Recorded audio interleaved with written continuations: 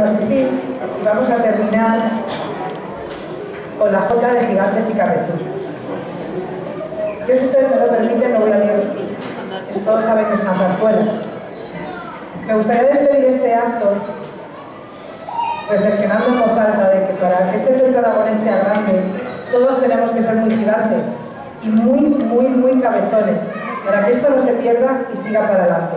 Sigue con ustedes, un placer haber estado en estas fiestas del Pilar 2014 aquí, con ustedes, con un aplauso muy grande para los que de canto, los de baile, la rondalla y para todos, gigantes y cabezudos.